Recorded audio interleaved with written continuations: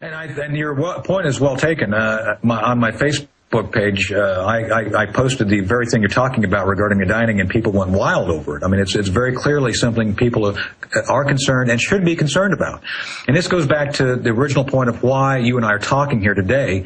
I think there's a narrative out there, no matter what is behind it, there is a narrative which people are dissuaded from pursuing. And that is the narrative of truth, trying to find out what exactly happened. There's this alternate history that's been put forward by the 9/11 Commission, which clearly states, and their bottom line is 9/11 was not preventable, and we just have to accept that fact. Well, I argue that fact to the point of being blue in the face. I think that is just flat out. Well, they started with the preset statement that this was not preventable, and we're not going to look at how this happened. We're going to look at what we should do, and the answer is a police state. Well, and to back you up on that a little bit here too, just look at what happened over the last 2 days, Alex, with Leon Panetta over at CIA, and tragically there was 7 CIA officers and 2 guards lost last year at Camp Chapman, and the answer there, and I'm just baffled by this, is Leon Panetta's comments as director of CIA. Well, mistakes were made, but we're not going to fire anybody. So, you got to ask yourself, why would people like me get fired over, trivial allegations which didn't stand up to any legal process, that I actually lose my clearance and my job over, while others who, literally allow tragedies to happen where loss of life are the prime outcome, and nothing ever happens bad. I'm fascinated by the disparity of the standards within our own government. Well, remember the record up until that time in 2001, the record FBI bonuses were given to the specific leadership that blocked all of the good FBI people who were on the hijackers nationwide. Right. And I think that's a point well taken. And I'd like your listeners to understand that there are still good people in the government. It's just that they are often ridiculed, set aside, limited, they're put in places of limited scope because of the fact that people like me like stirring trouble up. And trouble to them is just getting your job done. Well, Colonel Schaefer, I mean, look, yeah. I've got a lot of family who's been in the Army. And almost anyone I've talked to who's been in the Army in my family, the CIA tried to recruit them. And one of them was recruited and got out of it because he just says it was completely criminal stuff inside the U.S., drugs, you name it, in Chicago. And, the CIA is constantly getting caught with airplanes crashing full of cocaine. I mean, my whole issue is we know the government's got a lot of good people in it on the light side, but you've got the dark side that basically operates as a mafia. And, there needs to be an investigation of why one of the top al-Qaeda masterminds, the government tells us, Anwar al-Awlaki, is hanging out with the top brass 2 months after 9/11. I mean, that's a big deal. And I think there needs to be an entire relook, at least in the defense side of the very issue. I mean, I support a lot of folks that you and I both have friends on Facebook. They have all called for a new investigation. I support that. But if nothing else, we've got to call into account for these actions you just mentioned. I mean, why on earth would you have done this? There's other things regarding al-Awlaki which are still very peculiar. I'll say that without getting into something too dramatic, as well as the 9/11 issues regarding Able Danger. I mean, it's one of those situations where, it's very clear that I hit a sore spot again by merely putting, and your listeners, I hope they will go out and pick the book up at some point, Dark Heart, by the fact that I go through in painful detail to give the reader a good understanding of what happened in that room when I mentioned Able Danger to Dr. Philip Zelikow.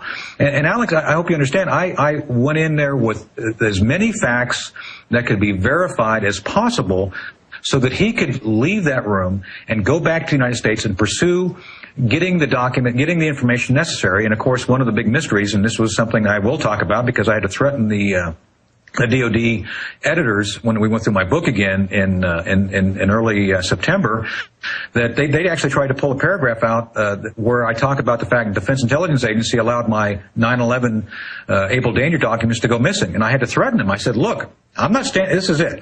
You can pull a lot of crap out, but this is the deal. The moment you start pulling information out, which relates directly to my congressional testimony, you may do that, but you will lose by the fact that I will just stick a copy of my testimony in the back of the book and people will still see it. So you've got to wonder why, we're talking about information which in some cases is over 10 years old. The disclosure was made in 2003. Why would they be interested in redacting information relating to that meeting if they're not concerned about it? So for those that don't know, and it's all in the book, Dark Heart, but I mean, Tell us, I mean, what did Zelikow, I mean, what did you say to him about Able Danger that freaked him out? Well, it was, we were all in this room. This is October 2003 in a combat zone. And Zelikow, Dr. Zelikow and three other of his staff were actually at Bagram doing kind of a whirlwind tour of the combat zone, trying to find people who had pre-9/11 intelligence that had not been previously provided to them. Essentially, I think it was a very wise move to go out and just kind of, go out into the bush and see what you find from knocking some rocks over. With that said, I don't think they really wanted to find out what was under those rocks based on what happened. During this meeting, I had a full hour to brief him at the end of about a 40-minute briefing, where I did a point paper and laid out to him the full scope of a clandestine human intelligence operation relating to Able Danger, as well as the Able Danger project itself. And at the end of that hour, there was just stunned silence. And I talked about the fact that we discovered the 9/11 hijackers, at least four of them, and basically who were in two of the three cells which conducted the successful 9/11 attacks. And most notably, at the end of the meeting, after everybody was getting ready to leave, Zelikow comes up to me, presents his card to me, and says, "What you said today is critically important. I need you to come see me when you return to the United States after your tour here in Afghanistan." So that was the result. Zelikow being just, I can honestly say I think there was a moment of being stunned by his entire staff and everybody in the room by the fact that talked about our finding Mohammed Atta and the other hijackers in our data mining effort to target Al Qaeda. And there was no doubt of his concern because he personally later admitted, right before my hearings in 2006, that yes, they did go back and check on Able Danger, but according to them, the Pentagon only gave them 2 briefcase container-sized things, and there was nothing in them. And this is the peculiar thing, Alex. They've already figured out now the Pentagon's lied to them about a number of things relating to the attack, the NORAD issues and some other things. But for some reason, Zelikow still backs the Pentagon on this one issue, saying, "Oh no, we're sure that the Pentagon is telling us the truth." So anyone who's been around Washington any length of time understands the moment someone does something like that, where they've been lied to multiple times, but this one thing they're telling the truth on, they feel they're telling the truth on, that means there's something there. And I think your listeners are very intelligent and can figure out for themselves that there's some reason they don't want this to be talked about, and they're continuing this effort to suppress me and what I talk about as best they can. And I think in this case, with my book, it backfired on them. Well, absolutely. And Colonel, I mean, a lot of people don't know this, but it's been in the news, but it hasn't gotten the attention it should. 6 of the 10 commissioners of the 9/11 Commission are on record saying the Pentagon has been involved, one of them used the term, in a criminal cover-up, and that we were lied to by the Pentagon and the White House. And then along comes a colonel who is not corrupt and backs up that information, and they're trying to suppress your book when a lot of what's in your book, I've now had a chance to read most of it, has already come out in pieces and been confirmed in other declassifications, other books that have been written. It's just that you put it all together and have a conclusion that they don't like. I think it's absolutely correct. I think when you put the totality together, you start seeing a picture emerge. And this is one of the things, the Army, God bless them, were very good about forcing me during the initial review. And let me be very clear here. There is a lot of information that was truly classified regarding things I did in Afghanistan that we cannot talk about because it is truly classified. With that said, the Army made me source everything.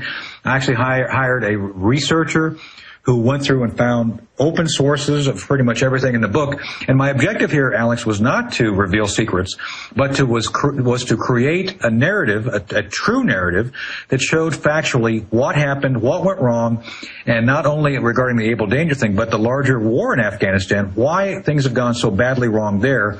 And the last chapter, which you'll see in the book there, is the path to victory, where I actually sat down and worked on coming up with reasonable courses of action for the future. To include, I went to Ireland, did some original research, talking to folks in Northern Ireland regarding the Irish peace process. And that's probably what they really don't like, is that you're now trying, in their view, to quote meddle in policy when all that's really happening is they're meddling and things are getting worse and worse over there.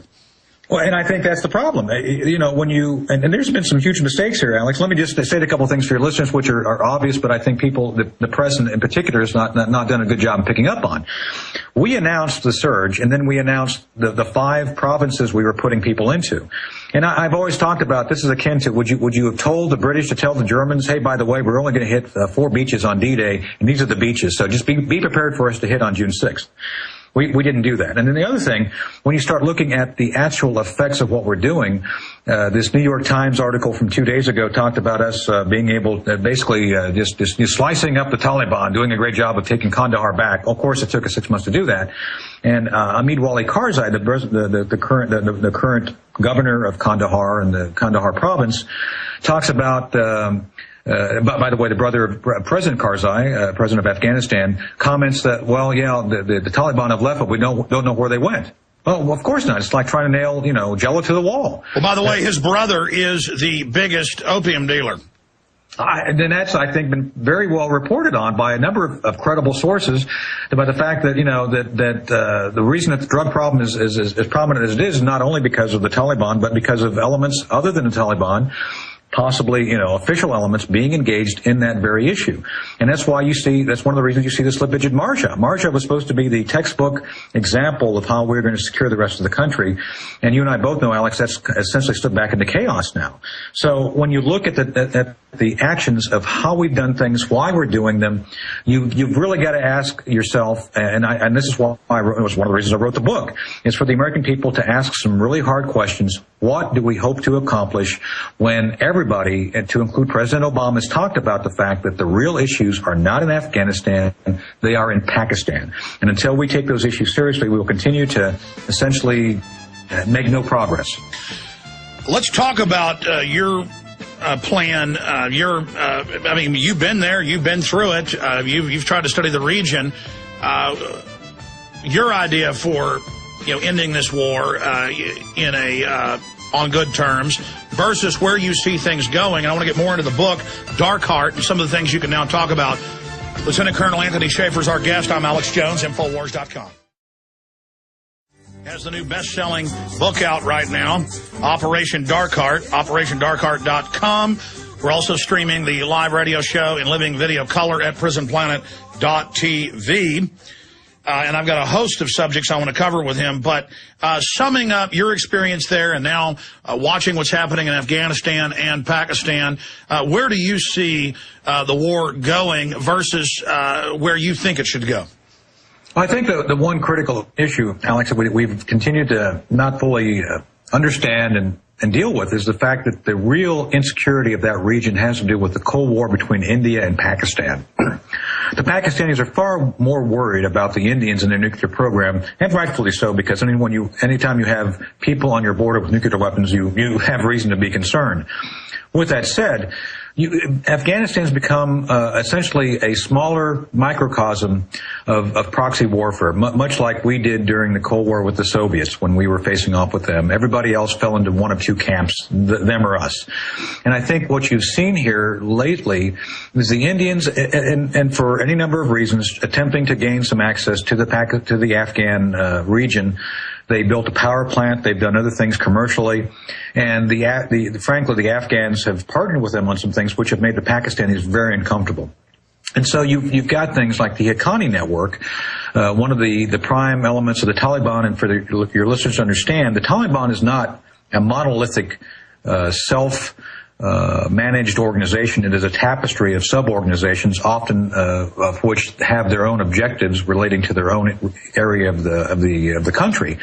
We're talking about tribes which have been there for thousands of years, who will probably always be there in some form. So this is not a cohesive state. So the Taliban have been successfully, in some cases, co-opted by the Pakistani intelligence service, which I talk about in my book.